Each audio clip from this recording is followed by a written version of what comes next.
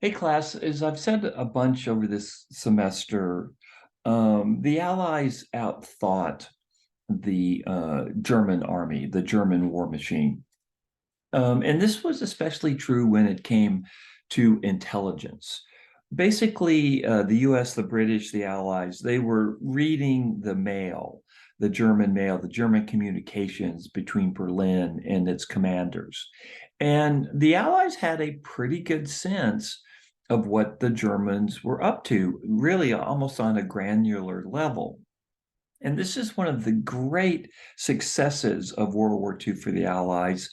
It doesn't, it seems like there's no doubt that it might have shortened the war by at least a year, and maybe even 2 years. We'll never really know for sure. But I want to talk about the most successful spy for the Allies in this podcast. And here's the ironic thing. The most successful spy for the Allies wasn't a spy. In fact, he was a fanatic pro-Nazi, and he was the Japanese ambassador to Berlin, a man by the name of Baron Hiroshi Oshima. And what happened is that his dispatches to Tokyo were deciphered by U.S. intelligence and Soviet intelligence as well, and they provided a wealth of information to the Allies. General George Marshall, said that Oshima, that his dispatches and ultimately the Allies captured 1,500 dispatches that he sent from Berlin to Tokyo.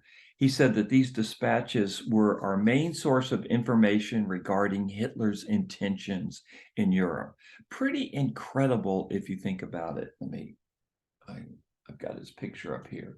That the Allies, that the best information that they got, that they received on Hitler's intentions in Europe came from the Japanese ambassador to Berlin. So here's the background. Oshima was a fanatic Nazi. He loved the Germans. He was very supportive of Hitler. Hitler appreciated the support that he received from Oshima. Oshima talked to von Ribbentrop, who was one of Hitler's main advisors, and the Germans had implicit trust in Oshima. And in fact, when Tokyo tried to replace him as ambassador to Berlin, the Germans actually requested Tokyo that he stay in his seat as ambassador, and Tokyo complied. So he had very close contact with at the very highest levels of the German government. And so this close contact gave him access to substantial military information, not only in terms of strategy, what the German overall strategy was, both in Western Europe and in the Soviet Union, but also on technical questions. For instance, where were the Allies being successful in their bombing, in their air campaign against Germany? And much of this information was included in written reports that he sent to Tokyo in encrypted code. So basically, what's happening is the Germans are talking to the Japanese ambassador to Berlin, who they like, who they trust. They're sharing top secret information with him. And he's writing up reports on the information that he's received from Germany, and he's sending those reports on to Tokyo, Germany's ally. What that he didn't know and what the Germans didn't know is that the American intelligence forces had broken the Japanese code as early as 1940. They had created a system where we could read the Japanese mail. One of the great intelligence successes, really, in all of the history of warfare. So so just to repeat, so we're eavesdropping on the Japanese because we've broken their code. And the Japanese ambassador at Berlin has all this precious information about what the Germans are up to. He's sending it to Tokyo. And it's being intercepted not only by US intelligence, but also by Soviet intelligence as well, because they had also broken the Japanese code. And what happened is that sometimes the US and the Soviets received these dispatches that the Japanese ambassador in Berlin sent. Sometimes they received them even more quickly than Tokyo did, because the dispatches that were sent to Tokyo often went through the Japanese embassy in Moscow. Remember, during World War II, until the very end of World War II, until August of 1945, the Soviets and the Japanese are not at war. They have signed a neutrality pact, which Hitler violates in 1945. But for the vast majority of World War II, the Japanese and the Soviets are not at war. So the Japanese ambassador is sending information to Tokyo via Moscow, and it's being read. And so the Soviets are getting this information even more quickly than Tokyo is. Really an incredible story. Um, so all the information, all the written reports that the Oshima is getting from the very highest levels of the German government, the top levels. I mean, this is just the most important top secret material the Germans are sharing with him. All the reports that he has written and he sends to Tokyo, every single one was intercepted and decrypted. About 1,500 dispatches. Now, the Germans had warned Oshima that the ciphers he was using were unreliable, but he ignored them. He felt confident that his messages were being sent and that they were staying secret, but he couldn't have been more wrong.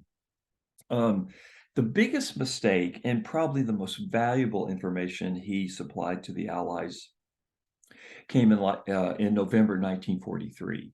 In November 1943, he toured the Atlantic Wall along the coast of Normandy. This was the chain of defenses, the bunkers, the trenches, the batteries that were built on the shore of France in Normandy.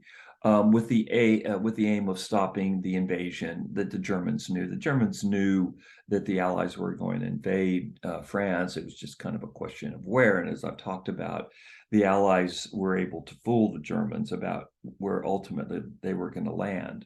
And Oshima's dispatches really played a significant role in allowing the Allies to develop their invasion, Operation Overlord of France. So he basically, what happened was the Japanese ambassador went to France, toured Normandy, saw where all the German defenses were, talked to German generals, talked about their plans, and he wrote a 20-page report on what the Germans were doing, how they planned to defend their positions in Normandy, and also where they were going to put the bulk of their troops. And so basically, the Allies, because of the Japanese ambassador in Berlin, the Allied commanders had a good sense of where most of the German soldiers were deployed. And as well as the defenses that the Germans had created to stop the invasion. In this 20-page report, which was sent to Tokyo and intercepted, deciphered. And so basically, because of Oshima, because of the Japanese ambassador at Berlin, the Allies had a very, very good sense, a behind-the-scenes sense of what the Germans were up to and how they planned to defend the Normandy coast. So kind of incredible, an incredible story that we're reading the mail of the the Japanese dispatches, which is a whole nother made such a difference in the Pacific. But one of the offshoots of this is that we're reading the mail of the Japanese ambassador at Berlin, who has access to the best top secret material that he's sending on to Tokyo in these detailed reports, which are being captured and deciphered not only by the United States, but by the Soviet Union. So let's just give a shout out and thank the Japanese ambassador to Berlin for being so incompetent. Who knows how many lives his inefficiency saved?